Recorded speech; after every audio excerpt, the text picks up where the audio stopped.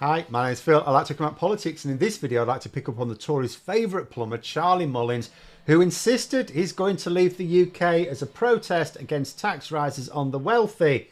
In fact, there are several headlines suggesting he'd already left the UK. Yet, not only is he conspicuously still in the country, but he seems to be suggesting that he's looking for a job in dear old Blighty. What happened then? But for daily political commentary, please click the subscribe button so you don't miss out. So sometimes I think people should maybe ask themselves a question here. You know, the Tories gave us the highest tax rate since just after the Second World War, right? And this isn't some obscure fact. I mean, this is famous. It was described in the media frequently, to the point where even the Tories couldn't deny it. They just tried to blame Labour somehow, who hadn't been in power for 14 years. But it's common public knowledge that the rate of tax under the Tories went sky high. So given that the Tories produced such a historically high rate of tax, I think the public should really be asking, why are so many very wealthy people complaining about an incoming Labour government on the basis of their tax plans? Could it be that although the Tories did give us as a country a historically high rate of taxes, that they shielded the extremely wealthy from them? The answer to that question, of course, is yes. The tax rate for the country went up. The tax rate for very wealthy individuals went down. And I mention this because it's essentially what's behind a lot of the threats that we had in 1997 and again this year, that wealthy people will leave the country. There'll be this mass exodus. They'll leave the country in droves if Labour come to power, because Labour always shift the burden of taxation upwards, not downwards like the Tories. May not be as upwards as some of us would like, but it's always upwards. And as we already know in terms of what Labour have announced, the same will be happening in this month's budget. But this exodus of rich Tory scroungers always seems to be quite understated compared to the threats. It is true that some very wealthy people do indeed leave the country, but as Labour also grew the economy last time and should do so again this time, I don't think people really noticed. Did you? And Charlie Mullins seems to be making a bit of a test case of himself here.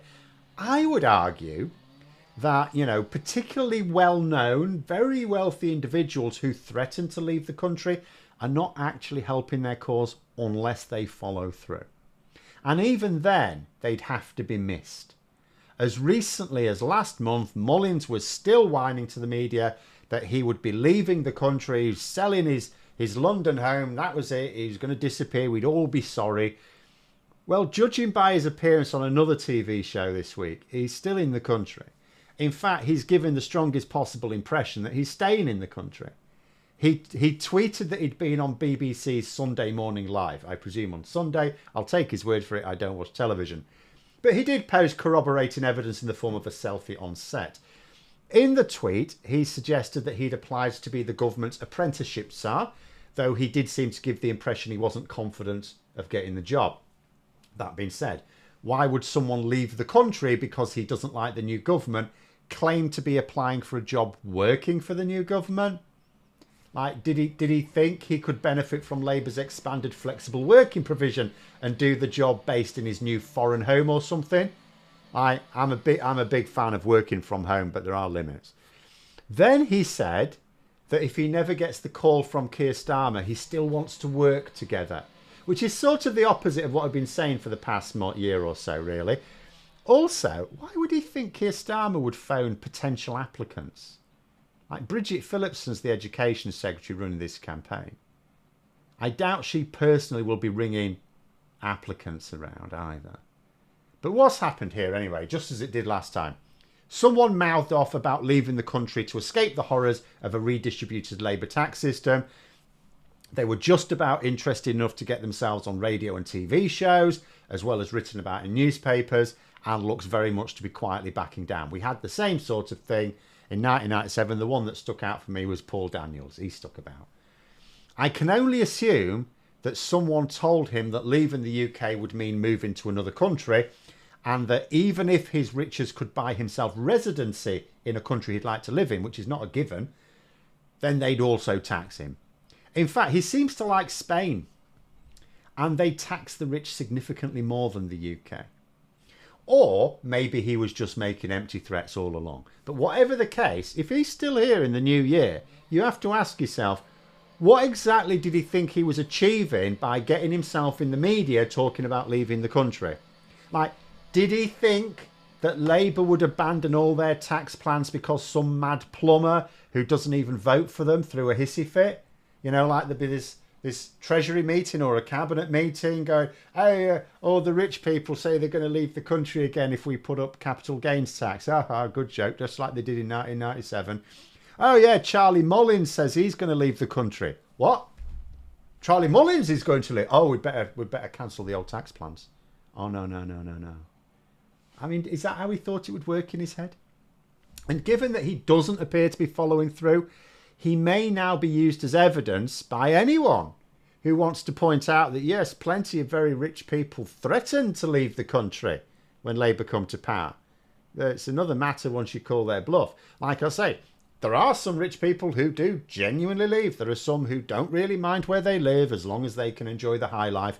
And you can get the high life as long as you can pay for it in many major cities around the world. But the number who actually leave is relatively low. A lot lower than would be needed to make the Labour government look foolish when they have to admit, oh, sorry, all our wealth generators have gone. There's no money for hospitals after all. I've got a sneaking suspicion that the hospitals and schools are going to get built, as well as our energy, transport and housing projects.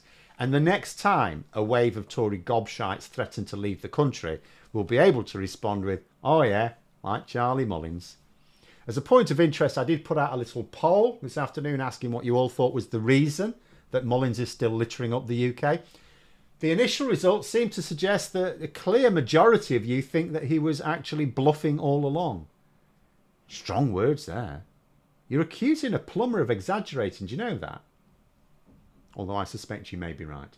But I will give an honourable mention to someone who suggested an alternative reason, suggesting that he's still here because he couldn't find his own arse with both hands and a map. Perhaps that should have been one of the options. But I would imagine that the wealthy could pay someone to find their own arse, or indeed another country to live in. But there we are. Those are my thoughts. Let me know yours in the comments below. If you enjoyed the video, please click the like button. If you'd like to support the channel further, you can join for memberships. Thanks for watching, and until next time, I'll see you later.